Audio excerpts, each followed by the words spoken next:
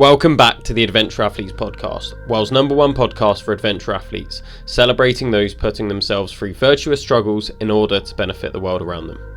In this week's episode, I sit down with Paul Breen, who is the founder of Gert Lush Events and also the organiser of the UK Berkeley Marathon. In this week's episode, we talk about his journey from suicide, getting into ultra events, how Gert Lush do things different, why failure doesn't matter, and seeking opportunities in some unusual places. Now, at the start of each episode, I like to give a shout out to someone that's been inspiring me on Instagram, and this week I would like that to go to Jacob, who's known on Instagram as Lamb18. That's Lamb with 2 B's, 18, who's just done 5 ultras in 5 days, running from North to South Wales. Incredible challenge from an incredible person. Now, at the end of each episode, we set a weekly challenge for you guys to take part in and to tag us on all of your socials as well. So if you want to take part in any of our weekly challenges, I am backtracking them and uploading them onto the website. And for this week's challenge, just make sure you listen to the end as well. Now, as you guys know, I am fundraising for BigMoose, where I'm doing a charity event where I'm going to be flipping a tyre for the distance of a marathon. So if you want to support me and support BigMoose, then please donate following the link in the description below, where you'll also find the other links for anything we've spoken about in this podcast, including Paul and Gert Lush Events. But for now, enjoy the podcast. I always start off my podcasts talking about the call to adventure. Have you read much about the hero's journey and the call to adventure? I've heard a few things. Is that about the steps and stuff like that, or the? I've read back. Yeah, I think I'm getting confused with the chap off of what's the surfing film, where it's the 12 tenets of life and stuff. But I've not seen that. Cody and it's the old school, and I forget that's awful that I forget their name. Patrick Swayze film back in the day with Keanu Reeves about a surfing guy that basically robbing banks. Okay. And then they brought a new one out, and it's more about the things of life, of how to be an adventurer and how to live your life pure and stuff, but whilst doing that they're robbing places but giving all the money to the poor. Okay. So yeah, it's kind of I kind of like that idea of life, to be honest. But yeah, good film, gotta watch it. Very Robin Hoodie, that is. Yeah, Robin Hoodie, but I was a bit hesitant because, let's face it, it's Keanu Reeves and Patrick Swayze. You just don't mess with that. Yeah. But it was good. It was right. But yeah, they've got this. Yeah, the 12 tenets of life on there and stuff. So I think I might be getting it confused with that. But I have read. I'm sure I've read something about it. Yeah. So the call to adventure, basically with the hero's journey, is just taken through the stages of like any film you see. Like I always say, Lord of the Rings. You've got like hobbits living in the Shire. Gandalf comes along, there's this ring, and that's the call to adventure. Is there's a thing that's happening that you can either answer the call to, and it will take you through this transformation for you to change your life, or you just leave it ringing in the background. But the call's always going to be there, it's just whether you answer it or not. Okay. So I always think about like the call to adventure. We've all got our own life, in our own stories to tell. So I just want to know, what was your call to adventure? I've always been sort of an adventurous person. I knew from an early age I was joining the military in some form, and I left sort of school and joined the army, and I went in sort of just 17, just literally just turned 17. I went to phase 1 training down in ATL Winchester. And just loved it. I knew that it was my sort of life, and it wasn't the whole carrying a gun round or anything like that. It was just every day was different, and it'd be like be sat in the troop store. So I was in a cavalry regiment, which is tanks and the occasional horse. It was. You'd be sat in a troop store doing a kit check or tool check or something. Someone would come in and go, "Does anybody want to go sailing for a week?" Like, yeah, okay. I just used to put my hand up for everything, and I went sailing for a week over to Guernsey or Jersey, or anybody want to go there, rock climbing instructors? Yeah, okay. Anybody want to post into Canada for 2 years, an adventurous training instructor? Yeah. And then there was the bad ones. We need someone in Iraq or whatever. And I used to put my hand up for that because some of the best times. So that's where my sort of adventurous spirit came from. With Gert Lush and the Berkeley Marathons UK, that was on my journey from a dark place. So I left the armed forces after serving 10 years, and my wife at the time, me and her were starting a family and everything like that. And a few months after leaving the armed forces, I knew something was wrong. I wasn't feeling right. I started to gain a lot of weight, and as the months ticked by, it just got worse and worse and worse. And after sort of a year, I went and spoke to a doctor, and they, at the time, and I get it, I understand why they did it, they diagnosed me with PTSD. Now, everything I did in the armed forces and in the army, and we saw some nasty stuff, as you can probably imagine, I'm okay with. Not in a good way, but I dealt with that and I understood it. I knew that I was walking into that. So the diagnosis of PTSD just made things worse, to be honest. It didn't sit right with me. It's like someone saying, sky's purple. It's not. I can see it's blue. And it just didn't sit right. So that sort of got worse and worse, and the weight piled on, and I got to like nearly 18 stone. Marriage breaking down, not good relationship with the kids and anything like that. And in the army, you get taught, make a decision, be decisive. So I was like, do you know what? I'm not helping anyone like this. And I need to make a decision. So my happy place was always in the mountains. When I lived in Canada as an AT instructor and stuff like that, I loved it.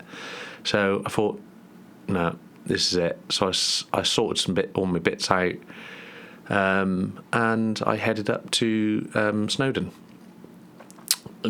Climbed Snowdon, got to the top, sat down, and sort of made the decision of, right, you're going to flip a coin. If it's tails, end it, jump over.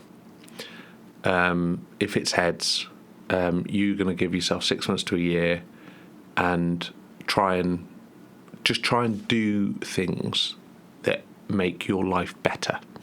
If it doesn't work, come up, jump off.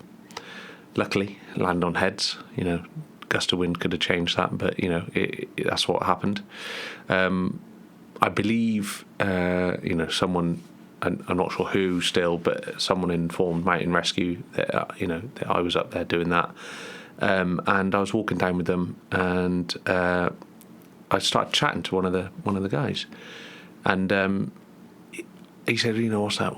And I said, like, armed forces, and I just can't integrate back into society. I just don't. Something's bothering me about it. And he said, I felt exactly the same. And I said, it's not all the PTSD. It's just I can't integrate. I need timings. I need rigidity. I need a purpose. I need a plan. I need to move forward with it. And I said, everybody keeps telling me I'm in this bloody tunnel, and that light at the end of the tunnel just never gets any closer. It's almost like you're just on a treadmill, just going. And he said, no, that's rubbish. He said, you're in a well, and you're at the bottom of the well. And he said, and you're looking up to the light and above you. And he said, and there's all little ridges. He said, and you just need to climb on those ridges. And sometimes people will be helping you up onto those ridges, and you need to accept that help. And sometimes you need to get your ass onto that ridge. And then he said, and then you can look back and look at the floor, and that's where you've come from. So it's progression. And that's sort of, that's where it completely changed my perspective. And I say that's perspective on it. And that's where my life changed, and I accepted the challenge. I accepted the challenge of doing something. you know. And that challenge in 2 days later was go for a run. Fit guy in the army, really fit guy. I went out and ran 2.5k, and oh my Christ, my heart nearly exploded. It was awful, like as in the run was awful. But I tell you what, it was the best I'd felt in years. Come back sweating, like threw up, everything, like just because I went hard. And yeah, it was awful. And then I ran for like the next couple of months, like every day I just started running. And when I wasn't running, like in the day, I was like walking. What can I do? Like, I'll just go for a walk. And I gave up drinking for a long time, and I started, not having a kebab. I was living back with my mum at the time in a little bedroom in the back of her house, which I left home at like 17. So that was a big adjustment change and stuff like that. And marriage was over, having to see me kids in the little room and stuff like that. But I was like, no, this is part of the challenge and stuff, and keep moving forward on, and find new challenges to set yourself. So I then signed up for the Cardiff half marathon. Worst time ever. Great race. And it was, sort of 2 hours, sort of, I don't know, 15, 16 minutes, something like that. And again, best I've ever felt. And then, okay, where can I go from here? New challenge. Absolute natural progression, as any runner will tell you. If you've done a half marathon, you need to sign up for 100 kilometres. Yeah, that was probably a mistake in hindsight. But I went on and did a 100 kilometres, London to Brighton 100k, and I got to 96 kilometres. And found out about how important electrolytes are, because I suffered with hyponatremia and collapsed, that was the end of my race. So I got 4 kilometres away from the finish, but again, everybody was going, "Oh, I'm gutted." I'm like, "I'm not. It's awesome. Like, what an experience." And it doesn't matter about failure. Failure's irrelevant. And people say it's the journey, it's not the goal and stuff like that. Yeah, it is, but it's also the goal as well. Failing to do something is an opportunity. Like, why did I fail? How can I adjust it? Actually, how much did I fail by? I hadn't trained for 100k.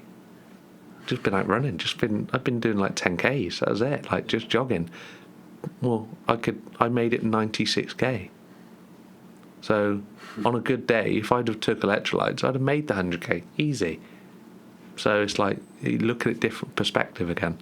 So yeah, that was where my sort of journey started, really. And it's a sort of longer goal, longer thing. But yeah, that's how I started to accept a challenge then. So yeah. That is quite a story. Not gonna lie. Something that I thought was really interesting though was you talking about failure and being like, yeah, like, it's okay. And I've been thinking about this a lot recently. I've set myself some really hard challenges, and I used to really struggle with the idea of failure. It's something that's always bothered me. I'm like, I never want to feel like a failure. I never want to not be able to do something. And now I'm trying to think, failure is the goal. Failure's awesome. I'm trying to find where I can get to, and then you can build on that. But without knowing that point, there's nothing to build on. No. It's just guessing. I listen to a lot of podcasts and stuff like that, and I listen to, I'm not going to name names or anything, but people out there going, well, I did this, and, I did that, and on my first attempt I did that, and I did that, and, I've really pushed my goals. I'm like, you achieved everything you went out for, so you've got more in you, so you need to step up, really. Yeah. Like, that's how I think it. I'm like, nah, if you're not pushing your goals and getting to that breaking point. So yeah, and I've not found my breaking point. Well, you're not pushing hard enough then, because you need to fail to learn how to grow. Yeah. But yeah, it's I say on the Berkeley race, everyone's a loser. No one's finished it yet. No one's probably going to for a very long time. Challenge accepted. But I was chatting to someone about it, and they were like, "I'm really worried." They were really worried to come and fail, and they were an average runner. I was like, "You've got no chance of finishing this. No chance. You've got no chance of getting on to lap 4. You know, your goal should be maybe a fun run." And they were like, they couldn't get it. I was like, "Do you understand that you're a loser? We're all losers, because none of us are going to win the race of life. We're all going to die. You know, Walt Disney tried it, he failed. You know, we're all going to lose. So it's about how we do in the race. We're in the race now. We're all going to lose. None of us are going to win it. Just enjoy the race and just enjoy those moments and seeing where your limits are. So that how can I adjust it and change it and, you know, and go from there." And they went on and they did 2 laps, and I said, "Oh, go on, you go on the 3rd." And they were like, "No chance. That is my limit." And they crawled across the line, and they came up to me a few days later and was like, "Next year 3." And I was like, "Exactly. That's where we're at." You know, you understand that message now, and so they're coming back and doing 3, and this year hopefully. But that's a great way of looking at it, and I think what you've done for them through your event is what the guy from Mountain Rescue did to you. It's just giving people a different little perspective. And you know, I say to everybody, "Can you swear on this one?" Yeah, I'm full of shit. I haven't got a clue what I'm doing. Right, I'm making it up. Like it is. And anybody that says to you like they're a guru on stuff, ignore them. Like, just move on. I don't know what I'm fucking doing.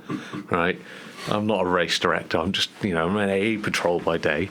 But you know, I'm failing, and I'm learning, and stuff like that. And if I can give somebody a little bit of knowledge and that changes their perspective, great.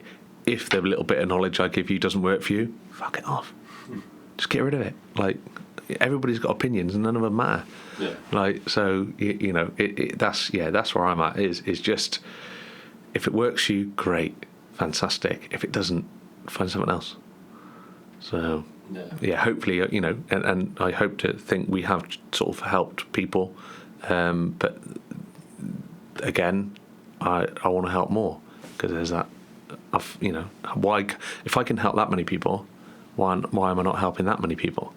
You know, so that's where I see it. So that it'll never finish. It's never, the goal's never going to be won, and I will fail. Yeah. So that reminds me of something Jeff said to me, and it's to do with this podcast. Is I went to him and I was trying to get him on the podcast, and I was like, "Look, I really want you to come on. Like, you're a massive inspiration to me." And I was talking about getting like an advert for BigMoose, because I'm fundraising for BigMoose. Yeah. After I met him, as everyone does, went away committing to raise 10 grand for BigMoose. Oh, he's a nightmare, and he just you can raise this much. Yeah. So he sold me on all of that. So I was like, right, I need to push it. Then I'm going to put BigMoose start of every podcast. Finally had him on this week, and I was talking to him, and he was like, "Oh, how many listeners do you usually get?" And I was like, "Well, it's still quite small. It's just me in my flat. Get like 50 to 100 listeners per episode." But I was like, I'm not doing it for the views. I'm doing it for me. Like, I get so much out of this podcast. Like, it's unreal. Like, I'm meeting some amazing people. Yeah. And then he just turns around and goes, "If they're having an impact on your life, imagine how much of an impact they can be having on other people's lives as well. You need to push this out there more and get this to as many listeners as you can." Yeah, I totally agree with Jeff. I love Jeff. You know, we've got 600 followers on Instagram, and people are going about followers and stuff like that. And but a couple of months ago we had 200. But it's those chance meetings and meeting more people. And, you know, I was at work I'm an automotive locksmith by trade.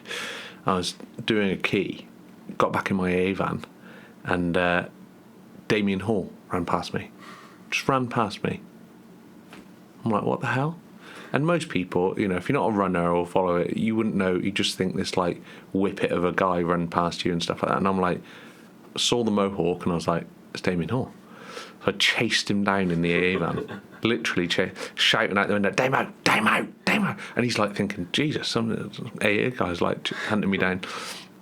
So I jumped out of the van and said, I'm really sorry, like, big fanboy. And he was like, all right, yeah, okay. And I said, my name's Paul Breen, I'm from Gert Lush Events. And he went, oh, yeah. And he was like putting it together, and he sort of knew. And I went, oh, the Berkeley Marathon's UK. And he went, yes, yeah, know you follow it and stuff like that, and started chatting to him about it, trying to get him to commit to come and do it and stuff like that. But what a great guy, that chance meeting, a couple of days later, he said, send me some stuff, we'll get you out there. And overnight I went from sort of 200 followers to nearly 600 followers, and then that's put me in touch with other people, and it's making those connections. So I am not worried about getting 10,000 followers and stuff like that, because I get messages already from people that have come and done our Berkeley, people that are going to come and do our other events, people that we've helped through things we do from events, which we'll cover later, and I've had messages from them saying, from one chap, he went, you saved my life. I don't care if I don't do anything else. I've won. I've saved one person's life. Like how Jeff must feel on BigMoose, they've saved loads. I got that small bit of it, but that, if I do nothing else, I can say on my deathbed, I saved someone's life. But I've improved people's day. I've made people smile. Making people smile is awesome. Doesn't matter how you do it. Doesn't matter if you make a tit of yourself. It is what it is. So don't take yourself too seriously, and people will smile around you. And tell you what, smiling is infectious. Numbers are irrelevant. It's like if you're helping one person, you're winning. Yeah. So. No, that's a really good outlook. You've spoken a lot about Gert Lush already. Yeah. Let's get into it. How did Gert Lush come about? Oh, tell you what. So I was training for the Marathon des Sables. And we went to the National Runner Show, me and my new wife. And it was around the time that the Berkeley Marathons in America documentary came out. I don't know if you can remember, it was just mental. It was mental. Everybody was watching it in the running world. And Lazarus Lake was at the National Running Show. Now, I'm telling you, having now been to the National Running Show quite a few times, when he came on stage, it was like all the Beatles had flipping gone on stage. People were leaving their own stalls, just shutting their stalls down and flocking to the stage to listen to this demigod of trail running talk. And I was gutted because we were 30 rows back, couldn't get close to him, And I do say to people, it's like if you ever watch the Life of Brian and the old Monty Python, it's like, what's he saying? And like it was like that at the back going, and it was amazing to see, but it was gutted because I couldn't, say, oh, you're right. So anyway, we went there all day, and then we were leaving. The end of the day, long day. Me and my partner were leaving, and we went up the atrium, and right at the end, on his own, was Lazarus Lake having a fag. And I was like, no. And now my partner went, go on, speak to her. So I just popped up and said, oh, I'm really sorry. Like, hi, I'm Paul, and really big fan, and like find your thing really inspiring. And he's chatting. He's the loveliest guy, genuinely is. And he was signing my book and stuff like that. And I sort of said to him, oh, it's a funny story. I said, my family and I come from a place called Berkeley in Gloucestershire. And he just looked at me. He stopped signing and he went, really? Spelt the same? And I went, no. And he went, you should start up a Berkeley Marathons UK. And I just went, no, bugger off. Like, I've got training for the MDS. I'm trying to get my fitness thing. I was looking at doing an Ironman afterwards. And, got kids to look after. I'm struggling with getting my mental health back together. It was a good place, but it still needs to improve. And and I was no, calm yourself down, lads. Anyway, we went away, And we went and did the MDS, and for those of you who've ever done the MDS know about it, there's a lot of nights where you just spent a lot of time under a bivvy, and you just talking to your tent mates. And our tent was Tent 65, the Tent 65 massive, awesome people, really like friends for life. And we were chatting, spitballing and stuff. And one of the things that came up, and they were like, "Oh, yeah, raising money for this charity, raising money for that charity and stuff like that. It's really hard to ask the same people to sponsor you every time." We all agreed. We were like, "Yes, it's difficult." So then someone said, "Well, why don't you?" We talked about Lars and meeting him, and he told me to start the Berkeley Marathon UK. And one of the guys went, "Why don't you? But then just give all the money to charity, and then you don't have to. You know, you're going to feel good about yourself because you're doing your charity stuff." But you don't have to ask people because you're giving people something. And I was like, "Oh, it's not a bad idea." So then chat. Sadly, I DNF'd at the long stage because I did the 35th edition of the MDS where D&V wiped everybody out, and it was one of the hottest years ever. It was like 56 degrees in the dunes. Sadly, a couple of people lost their lives. One on the race. And so I DNF'd from that, feeling a bit sort of bad about myself. But again, I then went back to the hotel, and a day later, after I'd got off the toilet, I was like, "Oh, what a journey, though." You know, we went to Cyprus for heat training. We went there. I was like, "What a journey." It doesn't matter if I'm not finished. What a journey I've had, and what a race it was, you know, in the dunes, talking to everybody. And then I was like, "Oh, I could do this, Berkeley. I could get this done." So yeah, we came back from there and started planning. It was important for me to double check with Laz that he was okay with this, because I knew I was going to get a lot of flack. People saying, "You're just copying off there," and there's been copies already. There's been copies of the Berkeley around the world. But I wanted to get Laz's blessing again, if you will. So I tried to get a message to him. It was the wrong email address, and then it was the wrong Facebook thing. There's people copycatting his Facebook. And I finally got hold of him and sent him this email.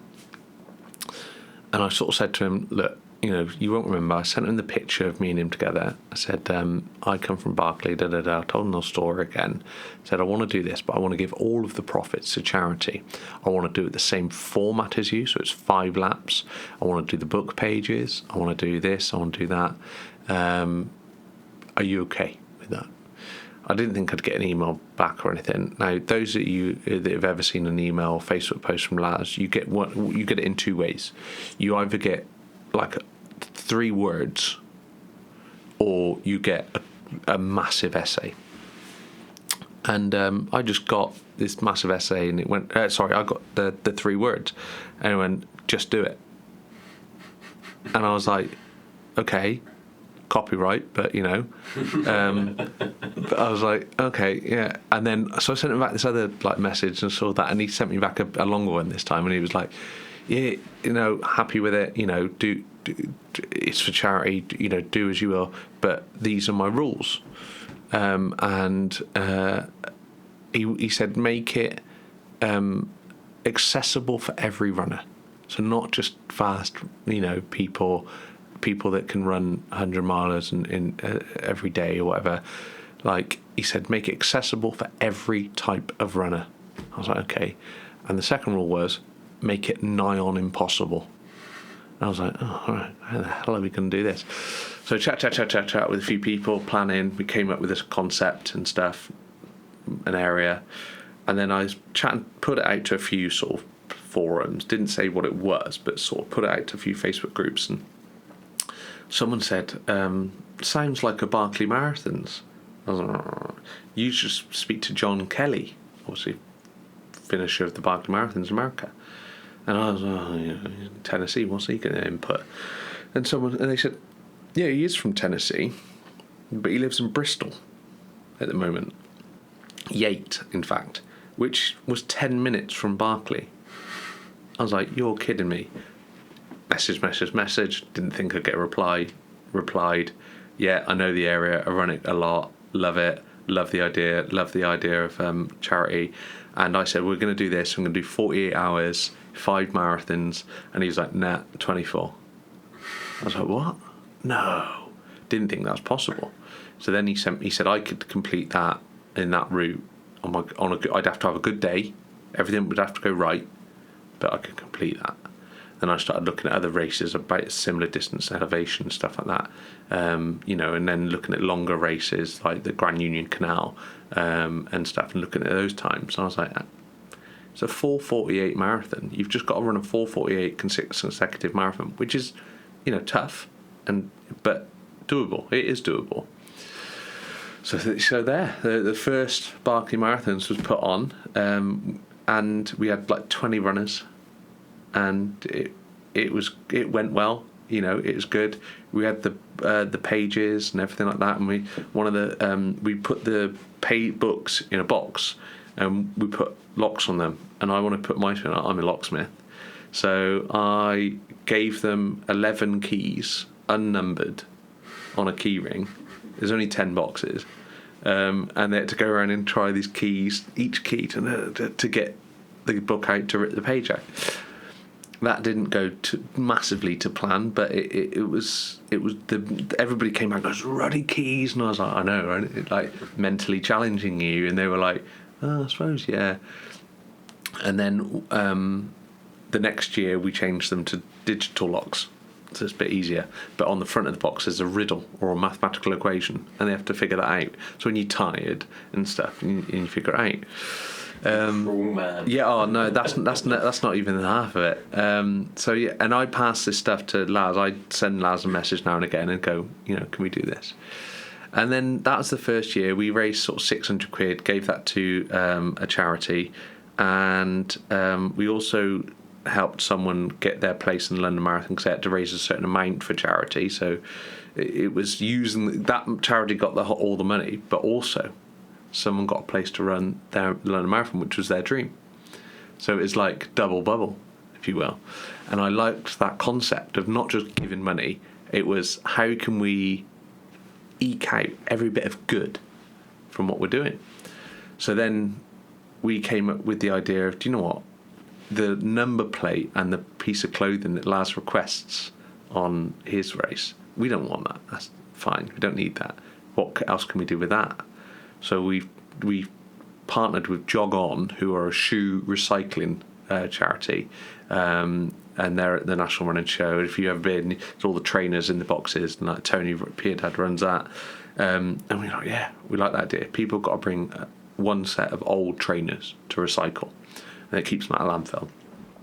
And then the other item they've got to bring is a food bank item. And I was like, yeah, because like loads of people bring a food bank, great. That had its own challenges because the local council didn't want to know.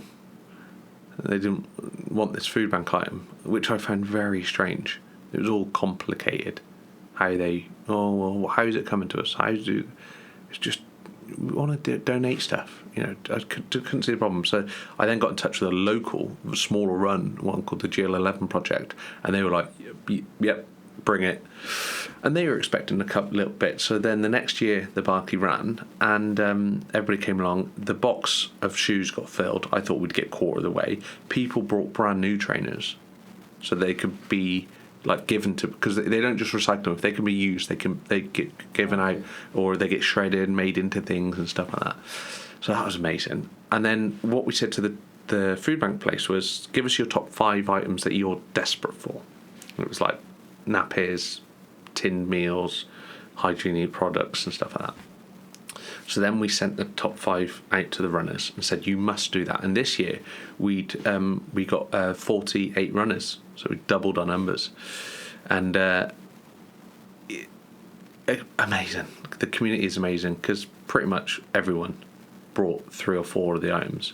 Yeah. So they didn't just bring one; they brought loads, and we put them all in a van, took it up to the GL11 Project, and they were like, this is more than we've got in our food bank at the moment. I was like, well, awesome. So that was, that, and I told everybody that, and that made that that made the people coming feel good. So they're giving me stuff. It's not really costing me anything, to do, but we've eked out, the small, a can of beans. It doesn't cost a great. It doesn't need to be top beans. It can be like value beans.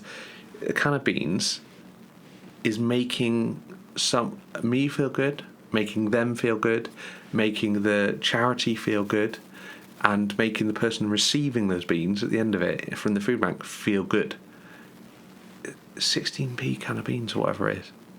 It's amazing, so that's what we want to do with the Berkeley. And then I sent Laz a message after the first one, and I said, any chance of an interview?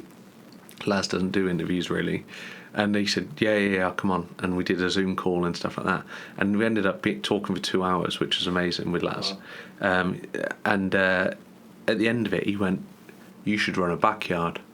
I was like, "Oh, mate, come on. I've already done this. You told me to do it. I haven't got time." So I looked into it and I was like, "Oh, right, okay, we could do that." But then we needed a company to oversee it, and me and my wife were like, "Oh God, what can we do? And what can we? A lot of time, and then what do you name it? God, the name is everything." That went on for weeks, and then she said, "What do you want it to be? What do you want it to stand for? What do you want it to be?"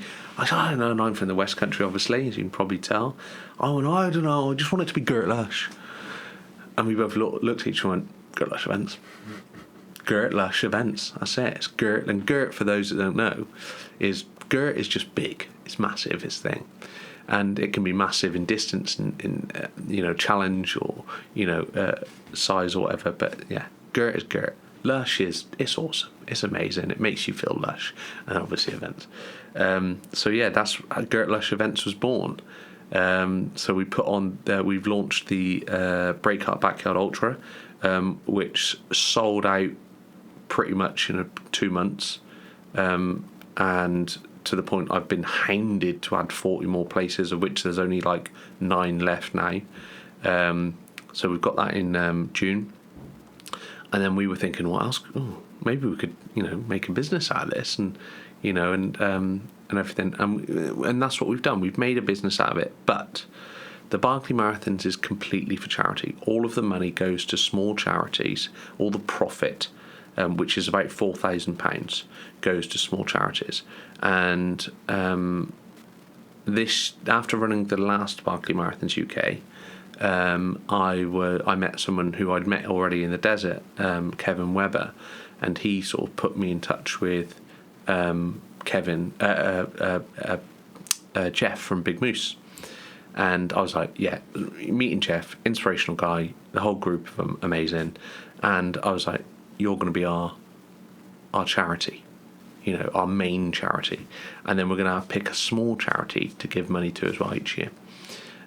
So that's how that came about with this sort of charity stuff. And I was like, I want it to be like this, but I'm in the lucky position at the moment. I've got a full-time job.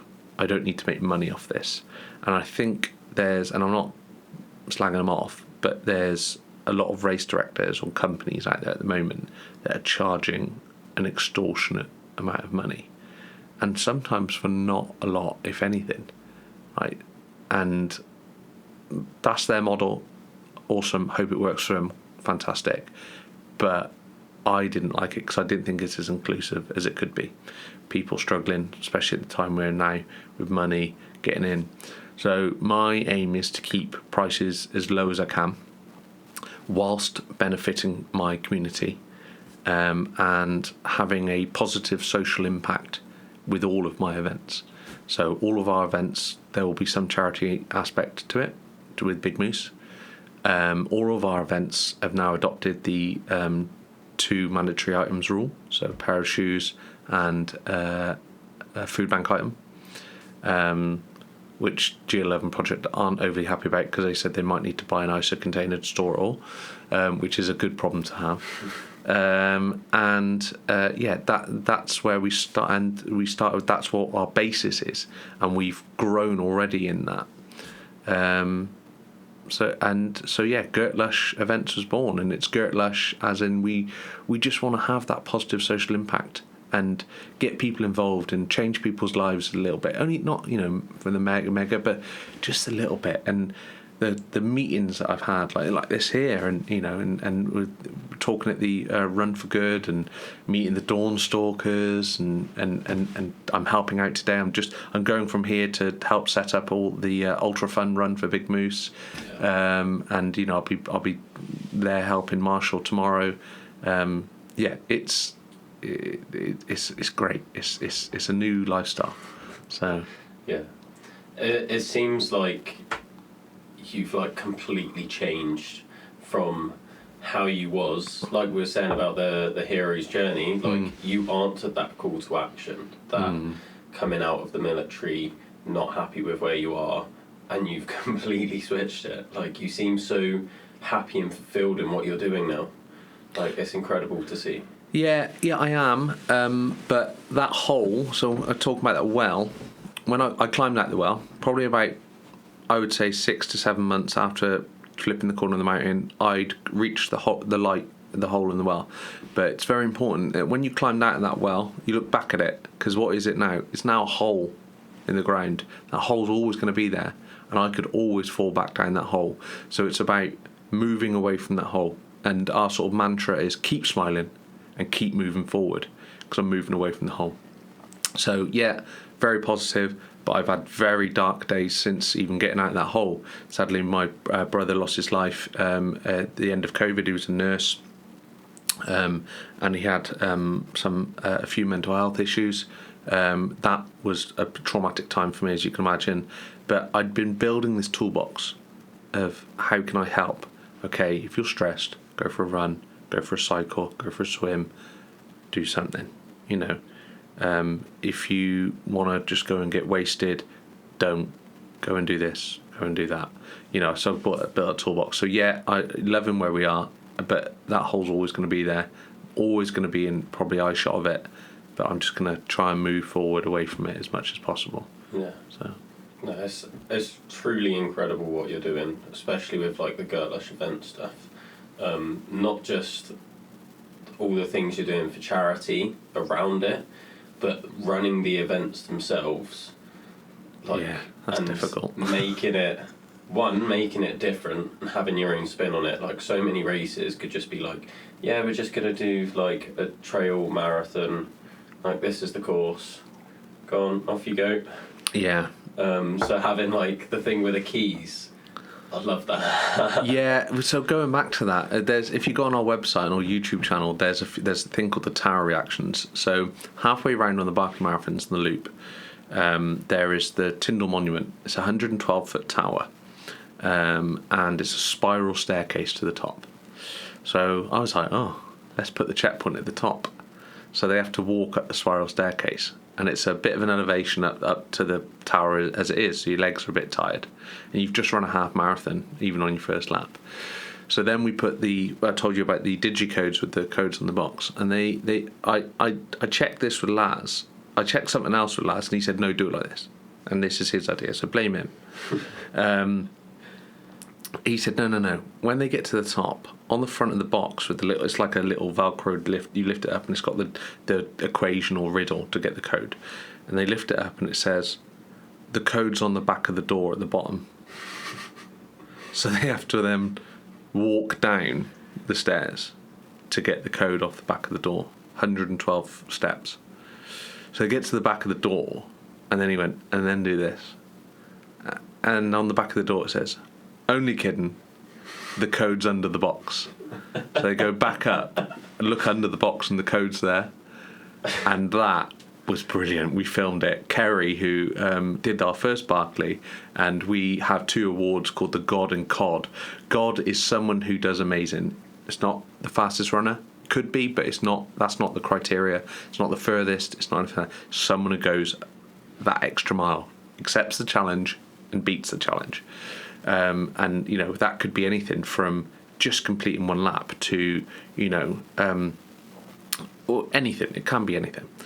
And then we've got the COD award, and that's just someone who makes a complete COD of themselves. And Stuart won that in the first one because he came in the most positive individual I've ever met, and he came in covered in cowpat, And I was like, you absolute cod. So he won the cod award. So Kerry now runs the tower. And she is brutal. She has no filter. She's awesome, and she's filming it. And people were losing their minds, swearing. I'm not doing it. I'm not doing it. Okay, well, don't break. One of the fastest guys on the thing got there, and he sat there for 7 minutes, contemplating life. And then as he was leaving, he went, "The chimp nearly got out of the box," and. Things like that I love, and then he came back and he said, "I've never done a race twice, never entered a race twice," and I was like, "All right, okay, well, nice to see you." And he went, "Where can I sign up for next year?" And I was like, "Awesome," So and he went, "I'm not letting that tower beat me." He did 3 laps. He did the fun run. Yeah. He wants 4. He wants to be our first ever 4th. But yeah, Also, no one's ever done 4. No one's done 4. No. Oh, wow. Berkeley Marathon in America, whatever. 20 people have finished that. No one's finished ours yet. That's all I'm saying. So 4 was doable. There was 2 people last year that I think they could have done it. If they'd have, they had the time. But the problem is we've got a great centre in Hamfield's Leisure Centre. And there's a bar, it's warm, it's nice, it's cosy. We put all sweets and treats out and stuff like that. Everybody makes you feel all happy, and we encourage spectators. Family can come down and camp in and all that. And and then it's like, I've got to go back out one more. And it's that challenge back at camp as well. And I'm there going, go on. But there's challenges everywhere in the Berkeley, and on the briefing I say to them, don't trust a word I say, just don't.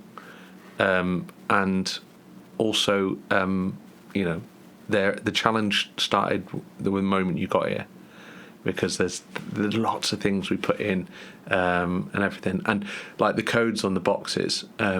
I told them all at the end of the briefing when we gave out the awards. I said, "Was working out the codes hard?" And yeah, it was. I said, "You do know they're all written on the box. In the bottom right-hand corner of every box, I wrote the code." And they went, "What?" And we brought all the boxes back and we showed them. So that people had spent 20 minutes trying to work out this code. The code was on the box. So we will always do things like that to be like, "Oh, I hate you," and stuff like that, because it's building mental rigidity. And it's those things that's what's getting the people to come back. Yeah. It's not just, I'm out here running. It's like, that is an experience. Yeah, it is an experience, and we've got the other races. We've got the backyard, which is the twist. That's a great twist. We've now taken a backyard to the water. So we've got the dozen dips, which is a 12-hour swim. You swim a mile or half a mile on the hour, every hour for 12 hours. So you either swim 12 miles or 6 miles. You can have a relay team as well. And with that's again that mental twist. And the mental thing is that can you get out of the water?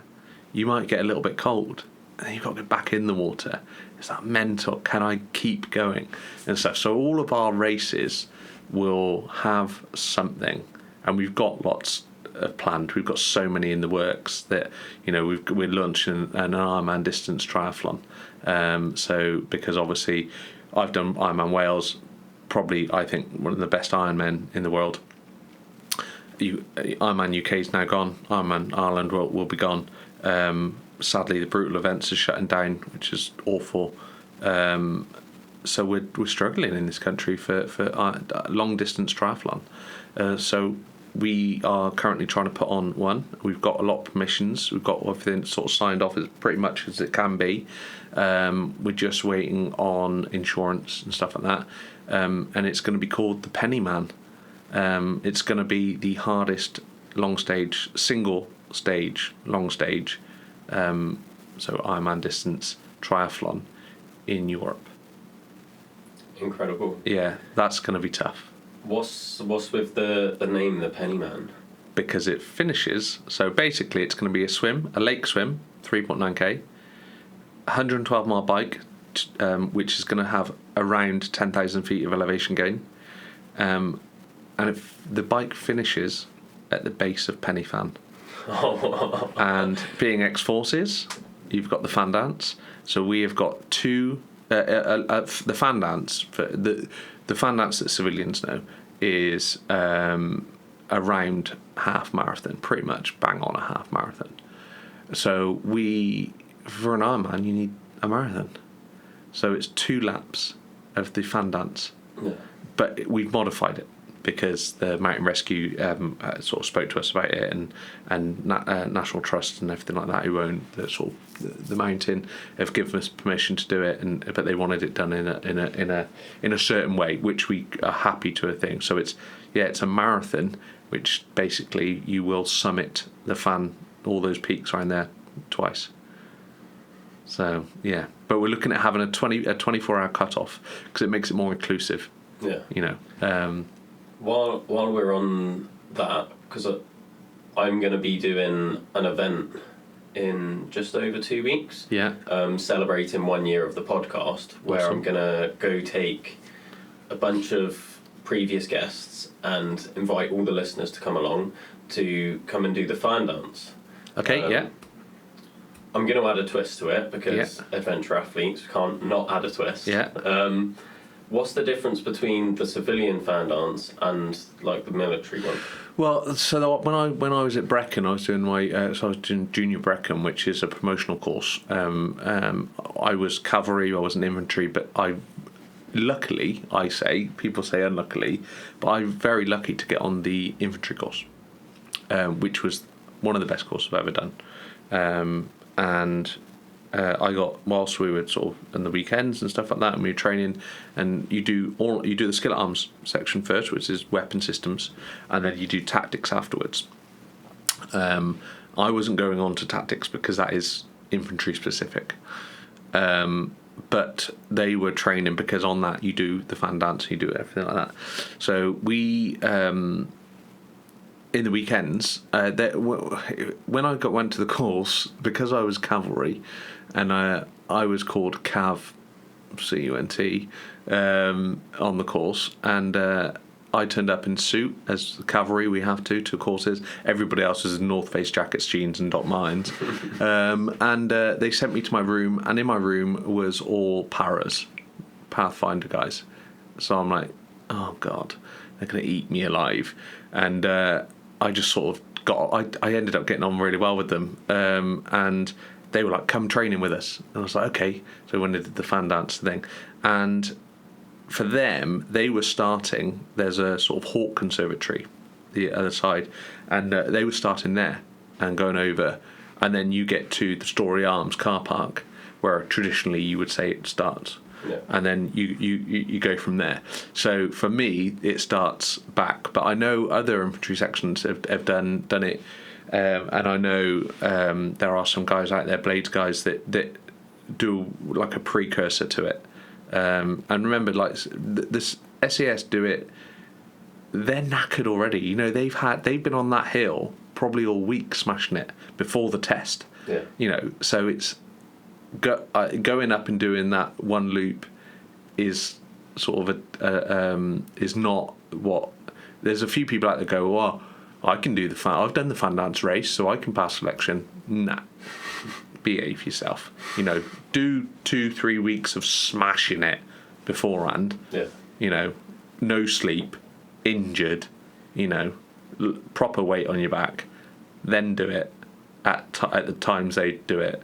Then you can, you know. So yeah, it's a slightly different route, but the traditional is the you know from the Story Arms. Yeah. So which is hard enough. Let's face it. You know, I'm a fat mess at the moment. So yeah, it'll be tough. I've done it once. Yeah. And I was supporting my friend who was doing it. He was doing it for a diabetes charity. Yeah. So he was doing it fully weighted, and I was just going to be his pacer. Yeah. Because in 2020 I snapped my ankle in half. Yeah. I was non-weight bearing for 6 months, and the recovery from that was insane. You've got a pin and plate in? No. Oh, I have. I got lucky enough that I didn't need surgery. Yeah. Spiral fracture on my ankle. It's brutal, isn't it? Yeah, awful. Yeah. So I was coming back from that, and I was in the fire service at the time, so I was going through physio with them, and my physio was in like the Midlands somewhere, and he happened to be in the Midlands at the time, and I was like, I'm driving back today, like, do you need a lift anywhere? Like, is it easier for you to get back from Wales than it is from the Midlands? And he was like, I've actually got the rest of the week off. So I was like, okay, I'll pick you up and you can come stay at mine for a few days. On the way back, I was like, we're going to be driving past Pen Van. Do you fancy it? It was like, I'm actually training for the fan dance. And I was like, why train for it? Let's just do it now. Yeah. So then I was like, I'll pace you. And I was coming back from an ankle injury. I couldn't run 5k. Yeah. But I managed to pace him through it. He didn't quite make the cut off that he wanted to. Yeah. But we did the route and everything. But yeah, I want to go back and have my own twist. Yeah. I mean, there's a few races. There's the fan dance, and then the selection. What's called the SF group or something. Do a few organised races up there, and that's great, fantastic, and they're getting people like moving. So that's awesome. But yeah, there are a few individuals I think that go on those races thinking, I've done the fun dance, I can be SAS. It's like, pull your head out your ass, Yeah, it is. They go through way more than we think. Like when you see everything online, and you're like, oh yeah, like military selection doesn't seem that hard. When you're actually there and going through it and going through, like, it's not just the physical side of things. It's that mental side of you're sleep deprived, you're not getting enough nutrients, your recovery's like awful, like, and then doing the physical stuff. That's the breaking point. Yeah, it's knowing a few blades and boats guys. It's I couldn't do it in a month of Sundays. Yeah. Going back to the Penny Man. Yeah. As soon as you said Penny Man, I was like, what twist has he got with this? And I just thought, like, why don't you get them all doing the cycling on a penny farthing? Well, do you know what things that? There's that's been we've got about 9 races at the moment that we're thinking of doing, on top of what we've got already. We've got the standard ones. We've got like a mince pie run coming up, and like, because I've done the one at Murthmire, the pudding run, which I thought was great. So over in Gloucestershire, we're looking at doing one there. We've got something called the Gap, Mind the Gap, coming up, where basically the start and finish will be sort of 10 metres apart. You can see the finish from the start. However, there will be a 25 kilometre, 10 metre wide gap that you are not allowed to enter between that start and finish. No route, first person to the finish. So, but if you go in that gap, you're out.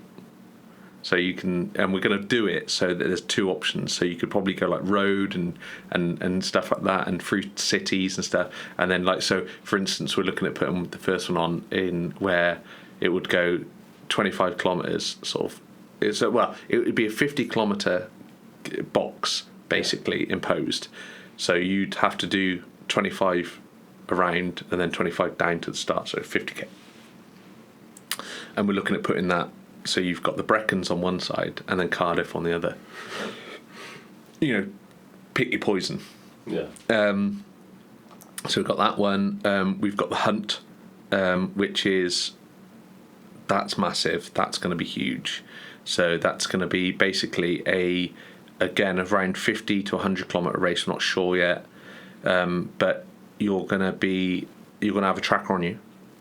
When you go past a 5k line, the tracker turns off. Nobody can see where you are. However, there is a hunter squad out in this area, and they're looking for you. And if they capture you, you're out. And then within this area, there are small circles or big circles and bigger circles or smaller circles and stuff like that. If you walk into one of those circles, your tracker turns on. You know your tracker will be turned on, and then the hunters can see you. Everybody can see you. So you've got to make a decision. do I backtrack and get out of this circle and try and get round it? But you don't know how big it is. So it's like a geolocated circle on the map. Or do you like just try and smash on and try and get out the circle the other side, but risking the fact that the hunters know where you are? And then at the very end of it, we're going to have a treasure chest, and we're trying to get a sponsor at the moment to give us like a gold bar, like a small bullion bar, and that's the treasure. So that makes it accessible for everybody, because the fast people might get caught. But the other twist on it is when you get to the end, there's going to be 5 keys, and only one of the keys opens the box. So even if you're first, if you pick the wrong key, you don't get the prize. So yeah, we're looking at that. There's loads of things that we're looking at. But all of our events, we want to have a twist, have a, not the out of the norm. There's nothing wrong with going running. I love it. I do lots of events like that. But I think, let's just make it a bit crazy. Yeah. So how do you come up with these ideas? Just gin. To be honest, I can sit there, and I'm like Jeff. Me and Jeff got on really well. Jeff's an idea man all the time, and that's what I'm like. I come up with all these ideas. I'm like, we can do that. We can do that. We can do that. We can do it. And God, let's have a dragon. Let's put landmines everywhere. No, too much. And my wife has to go stop. Think about, why don't you do it this way? And I'm like, ooh, yeah. And she reins me in. She reins me in all the time. And so I give out the crazy ideas, and then she sort of molds it into where I'm not going to go to jail, But yeah, normally it's in a pub somewhere, we go for a run, take the dog for a walk, and come back. Oh, that's a good idea. Oh, that's a good idea. Oh, look how they're doing that. And so yeah, it's inspiration from other things, but yeah, just make it crazy, isn't it? What's the point in not having it? So there's lots of traditional companies out there already. I don't think there's enough crazy ones. Yeah, there definitely does need to be more crazy in the events world. Yeah. Like you're saying, it makes it just different, so much more of an experience. Yeah. It's great having the achievement of, yes, I've gone to a 5k or a marathon and I've beat my PB, but then the amount of people that will leave from that event that haven't hit a PB or haven't hit the time they wanted, or maybe not even finished, and they're disappointed because they've set that goal on themselves. A lot of people leave disheartened, and I don't feel like enough people realise that. Yeah, and there's nothing wrong with that. I was chasing a GB good age group team for triathlon, middle distance, for a very long time. I had a very good coach, and I injured myself so much trying to get a sub 18 5k, and it just it broke me, but the experience was, there's nothing wrong with that failure. Again, there's nothing wrong with failing, and I think that's just a perspective that people need to change. Is if you fail, that is a fantastic thing, because now you can identify what you need to do, and if you want to do it. For me, I identified what I needed to do.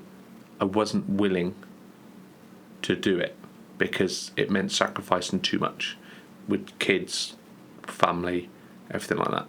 So for me, I identified what I was going to do. Could I have done it? Possibly. I reckon I could have, but it would have meant doing things. And you, as soon as you do those, you can make decisions, and you can go, I'm happy with that decision. Whereas, if you never did it, and you were, on your deathbed, I could have done that. Could I have done that? I don't know. And that, for me, is your own version of hell. So fail. It's awesome. It identifies what you need to do. Then you can make a decision. Are you willing to sacrifice enough to do it? Yeah. So. And it just sounds like that's exactly the mindset that your events almost force onto people. Yeah. Like you're saying with this one, with you finish and you've got 5 keys to pick from. Yeah. You might win the event. Might not win the prize. Might not win the prize. Yeah. So that's just just in itself is a great metaphor for life. Yeah. So, yeah, I absolutely love what you're doing. Cool. I urge everyone who's listening to sign up to an event. And because no one's finished the Berkeley yet, I've got a lot of really good runners that have been on this podcast. Irrelevant. None of them will do it. As soon as I finish this recording, we've got a group chat. I'm sending it out there to them. Bring it. I'm going to be like, someone please go and finish I think we've got 20 spaces left. We went from, so we've sold 75 spaces, and that was our maximum number of runners. Yeah. We've upped it to 100 this year, and that's probably going to be our max ever. We don't want it to be a massive event, as in numbers wise. It takes the intimacy away from it, and we have the briefing and stuff like that. And Laz sends over a recorded message where pretty much last year called everybody a loser, and we want that intimacy. But yeah, it's if we've got 20 spaces left, if people want to get signed up, again, it all goes to charity. We've got a new initiative, these talking benches that if you go on our social media, I'm personally building these benches, and we're putting them out around my community, and they've got QR codes on for people with loneliness and things, and scan to get through to stuff. So they help to that. We give 50 quid to local coffee shops to put smiles on strangers' faces. So the coffee shop buys, if someone looks like they're having a bit of a hard day, they go, don't worry about it, it's paid for. And stuff like that. So, it's not, if you want to feel good about yourself, come do the Berkeley, but you ain't going to finish. There's one person that I've got in mind that I'm thinking that they got a good chance. There's always that person. There was 4 last year. There was 4. One guy at the National Running Show came up to us. We're on the Race Nation stand. Race Nation are amazing with us. And he was like, oh yeah, smash your race. I was like, all right. I said, I don't think you're getting lap 3. Yeah. And he came and did it. No, it was the year before it was the National Running Show, and he came and did it, and he pulled out in lap 2. I was like, all that big talk, and he went. And for him, he was a fantastic runner. On paper, he could have crushed the course, crushed it, but he is used to doing long trail races that you start in one place and you just run, and then you finish in another place. Yeah. He wasn't in for the mental torture that we place upon him. That's where this guy stands out in my head. Yeah. There's an event, it reminds me of yours. It might be yours. Knowing you, it probably is, but I don't think it is. It's called The Tunnel. Have you heard of it? I have, yes. Yeah. Mark Bain. Yeah. The 200-mile race. Yeah. Back and forth through a mile-long tunnel. Yeah. It's a tough one. It's a tough one. There's a few people have sort of done it. Yeah. That just sends me like Gert Lush vibes. No, well, I think we would run it slightly differently, but it's there's a good mental challenge. Yeah. Mark puts on some really good sort of mental challenge events. Yeah, I can't think of anything worse. 200 miles in itself. What a distance. Wow. And then through a tunnel back and forth with no sort of stimulation. Oh my God, that would break so many people. Oh, I mean, we could make it harder. White noise playing in your headphone. You have to wear a set of headphones with white noise playing all the time. Don't they have like the same classical song playing throughout the I believe they have some kind of music going on, yeah. But, we could make it harder. You're just like child's play. Yeah, it's in the dark. It's like asleep. Yeah. So I spent half my life walking and running in the dark. So yeah, no. It's a cracking event. And one that I'd already thought of, and then sort of got beaten to the punch on it. But I wouldn't replicate it now, because that's its own race, isn't it? Yeah. It's like I think again, there's a few companies out there that steal ideas from other people. There's a couple of Berkeleys that have already sort of started up around the UK, and they've not really got off the ground. I think if you're going to do something like that, go to the original person, ask permission, like we did with the Berkeley. Once people know we've got the backing of Laz, they're like, oh, like even Damien Hall didn't know we had the backing. And then he went and did. It was a couple of weeks before we went out to do the Berkeley again this year. And he went, I'll speak to Laz and all that. I was like, yeah, crack on, he knows all about it. So, there's the things. But yeah, don't worry, I've got plenty up my sleeve. Yeah. Yeah. I think the thing that people don't realise is, like, there's people like you and Laz that have these great race ideas, and you do it, and then they try and copy it because they're like, that looks so good, that looks so successful, and they just copy it. It's always going to be a copy, and there's never going to be that same passion and drive behind it because you're copying someone else. It's not your idea, so no matter how hard you try, I don't think they're ever going to go as well because it's just a copy. Yeah, and Hugh from Pennyclin Ultras is a friend of mine, and he gave me a very good bit of advice.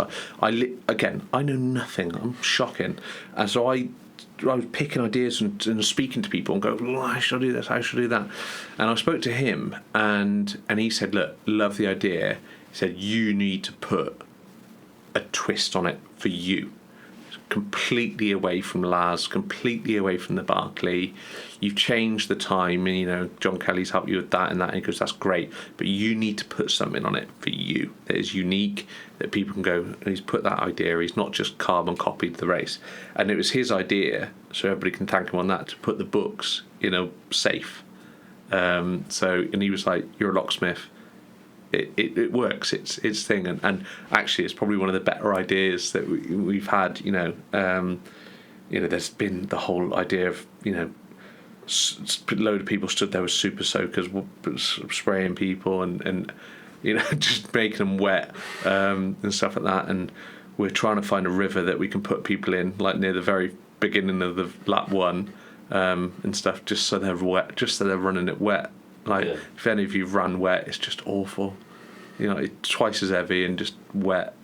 So I've got a story around something similar. I decided from here to cycle to Dartmoor once. Yeah. I was like, I'm going on a climbing trip to Dartmoor. I like pushing myself physically. I was like, I'll cycle there. Why not? And started off cycling, going down next to the canal. Yeah. And there's loads of these bridges that you have to go underneath, and I was manoeuvring them fine, and then on one of them someone stepped out in front of me just on the phone, not paying any attention. Yeah. So I had to dodge him. I've got a massive bag on my back with all my climbing gear, like my ropes, my harnesses, all of that. Bag bashed into the bridge, tipped into the canal. Ooh. I'm in the canal trying to get out, dragging my bike out. I'm 5 miles in. Oh. I was like, I could so easily turn back now and just go in. But I was like, no, I'll finish off. 95 miles, I continued cycling, absolutely stinking of canal water. Canal water. Nice. Yeah, that's always good fun. But these things, but you did it, these things are sent to challenge us. You're saying, it's the experience. Looking back, telling that story, at the time, I was in a bad place. For fuck's sake, I can't believe this happened. Looking back, I'm like, what a story. Yeah, what an awesome adventure. Honestly, I was turned into a human fountain in the desert, and I was going to propose to my now wife. I had the ring, hidden it in my bag, and every gram counts because you're carrying it. And I was going to propose to my wife at the very end of the MDS. And it got to the point on the long stage, and I was literally naked in the middle of the desert. You just around by the tent. So I walked away from the tent, and they have these toilets. I say they're toilets; they're just a hole dig in the ground, and people, especially the French, no one likes the French. They crapped all over the seat. So if you go in there, basically cholera, you're dead. So people just walk out, dig a hole and stuff, which obviously in the army I've done quite a lot. But I'm stood there naked. It's coming out of both ends like a fountain, honestly. She's come over to me, because I've already crapped myself in my sleeping bag. It was that bad. It was awful. And she's like, I'll go in your bag and I'll get you some this and some food and some water. And I'm like, do not go in my bag, because the ring's in there and she doesn't know about it. Yeah, what a terrible thing. But looking back on it, when I told her about it, I said I had the ring out there and all that I was going to provide. And I said, but And we were like, that's awesome. What an awesome story. You know, I'm going back and, oh my God, I should have done this. Ruined, everything's ruined. But actually, what a funny story, you know. Don't go in. I'm literally going, don't go in the bag. Don't go in the bag. Like, yeah. I thought you was going to say, as you're like throwing up everywhere, both ends. Just one knee. My knee. Yeah. No. Not quite that bad. No, you know, everybody thinks she's, you know, I'm already massively punching, so I wouldn't have put her through that. No. Oh, well, I feel like I could sit here and talk to you about this stuff all day, but I know you've got the BigMoose race to go and get ready for. To put up. So, I'll wrap it up here. Awesome. The one question I ask my guests at the end of every episode is, if you could set a challenge for the listeners for the week, what would it be? Make someone smile.